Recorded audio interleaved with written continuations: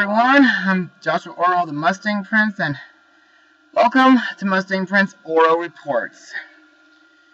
Also, welcome to part 4 of my Halloween marathon of 2014. Now I just want to let you know something, that this is going to be my last blog, well, that involves monsters, to be exact. Now before I start, I need to talk about Nickelodeon Studios. Or at least what I remember from it. I say that because nowadays most of my favorite shows like Cat Dog, Hey Arnold, Rugrats, Fairly Odd Parents, and many others from my childhood are unfortunately no longer airing on that channel. And what do I get instead? But mindless, stupid, boring live-action crap! Which are indeed boring to me. However, tonight I'm not going to be going all negative as well. So instead I'm going to be blogging a film, well, a live-action TV special to be exact, that is considered a decent hit, which aired on Nickelodeon just 4 years ago.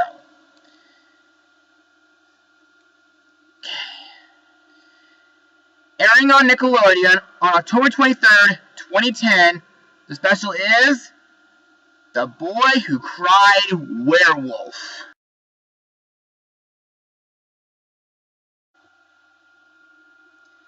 Now, let's begin, shall we? The film centers around Jordan, who is a nerdy girl with 2 left feet, her horror fan brother Hunter, and their dad Dave, who travel to Romania when they learn that they've inherited a castle from the mysterious great uncle Dragomir. The castle holds many different secrets, and one of them turns the klutzy Jordan into a werewolf. While Hunter finds himself forced to wrangle his newly confident werewolf sister, he also uncovers a conflict brewing nearby that will pit his family against dark ancient forces. So, what did I think of this special? Well, to be honest, this film was amazing. I mean, it was mysterious, creepy, dark, fun, and exciting. But, however, unfortunately, I didn't see it on television, even though it would have been nice if I could. I just was distracted by certain things back then with college life. But thankfully, I was able to find it when I watched it on YouTube one day, and then thankfully, recently, I bought my own DVD copy while I was under surgery recently. But now, let's move on to Mustang Notes and see what I can find out about this movie. Let's see, according to my database, this movie doesn't seem to have that much trivia, but there is something like this. The screenplay was written by Art Edler Brown and Josh Nick. It was filmed in Vancouver, British Columbia, Canada, and it was taken 2 years to complete. Pretty interesting, don't you think? And how did this film do? Well, the film received generally positive reviews from critics. The film currently holds a 69 approval rate on Rotten Tomatoes based on 24 reviews.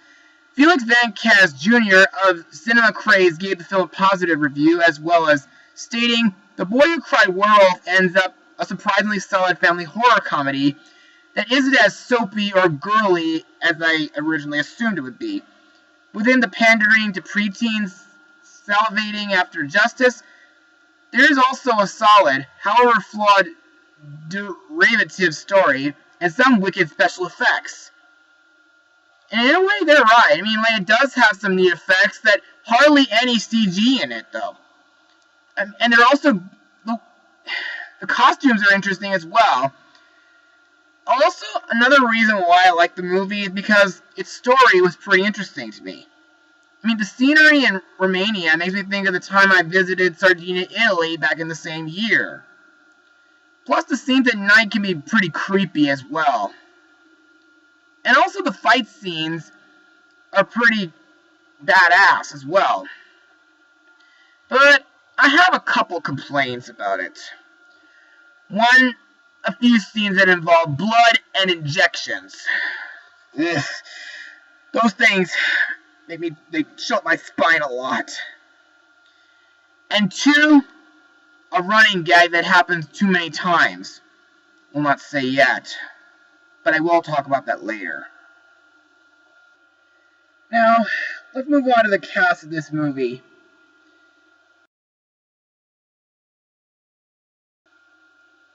Now, one of our main characters, Jordan Sands, is played by Victoria Justice, best known for such shows like iCarly and Zoe 101, which I'm not a total fan of.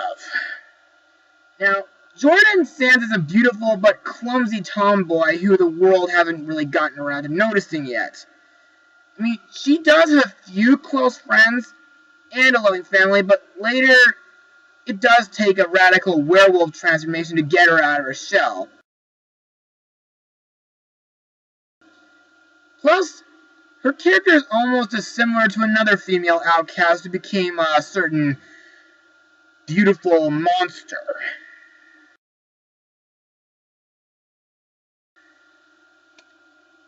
However, unlike Tamara, Jordan isn't that much of a monster.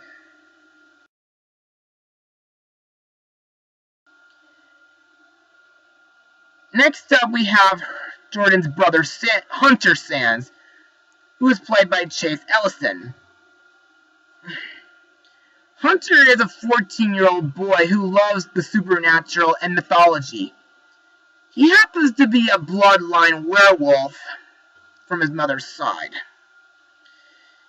He used to love scaring his sister Jordan and the Destructor film series as well. After Dragomir dies, he takes over the position of Wolfsburg Beast. He's shown to be a powerful werewolf, but because he killed 5 vampires in the same movie. Being the new Wolfsburg Beast, Hunter happens to be my favorite character in the special. I mean, sure, he can be a bit annoying with his jokes and pranks, but he's still a great character. Kinda makes me want to do the same for my sister.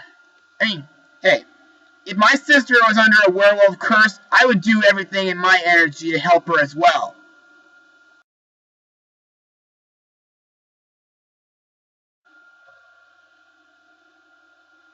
Next we have David Sands, who's played by Matt Winston, who's been in such films like Wes Craven's New Nightmare, H2O 20 Years Later, Fight Club, Passport to Paris, Galaxy Quest, and AI, Artificial Intelligence.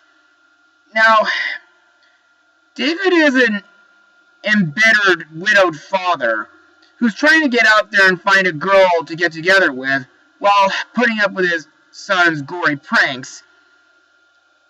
However, I just don't have that much to say about Dave, but sometimes he's not easily convinced about the truth that's going on around in Romania.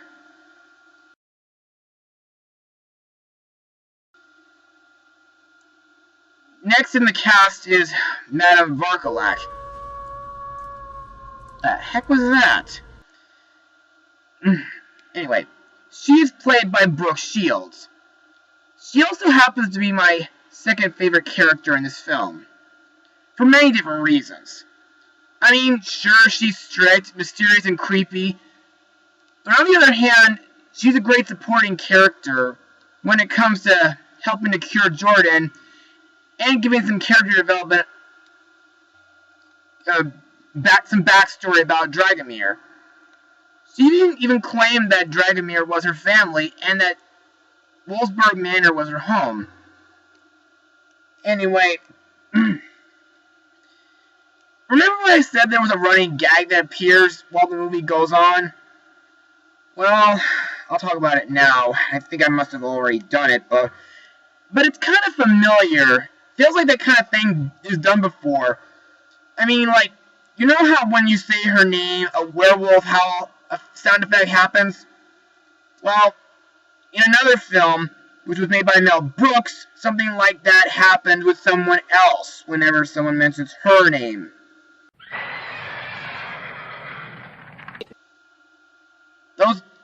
running gags get really annoying really fast.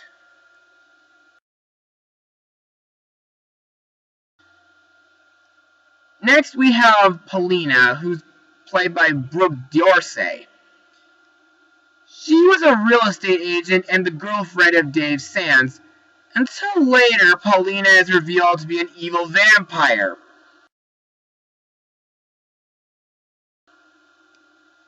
She's said to have killed Dragomir in a war of werewolves and vampires.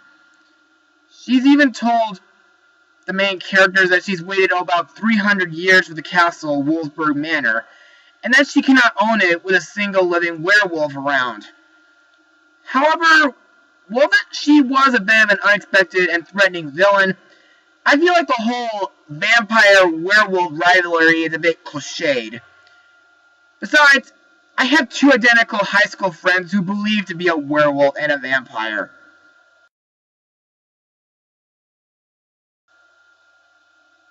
And they get along just fine. But on the other hand, Paulina is a bit more tolerable than the vampires in this mediocre book series.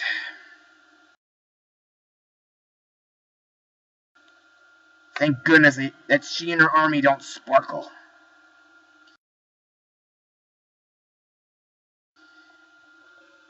Now the last character I need to mention is Goran, who's played by Stephen Graham. He happens to be a Canadian actor who was nominated for a Hollywood Discovery Award at the 6th Annual Hollywood Film Festival for his short film, Vodka, Winter, and the Cry of the Violin, in which he starred and also wrote, directed, and produced. Anyway, about Goran, he happens to be a butcher in this film and also Jordan's love interest. I mean, he fell in love with Jordan at first sight. And, however, he does kind of become less interested after Jordan's werewolf transformation. And while he doesn't do too much in this film except hang out with Jordan and help Hunter and Madam V get the ingredients to cure Jordan, I still like this character because whenever he's on screen, he makes me think that one day I should find a girlfriend of my own someday. And now, it's time for my final words of this film. Above all, The Boy Who Cried Werewolf truly is a fantastic special. The story is very interesting, plus it's lots of fun, and dark, and a bit creepy. So if you're a fan of such Halloween films that involve werewolves, vampires, and other supernatural stuff, then by all means, pick this movie up. I give this film the highest rating of 100% and a special Halloween trophy.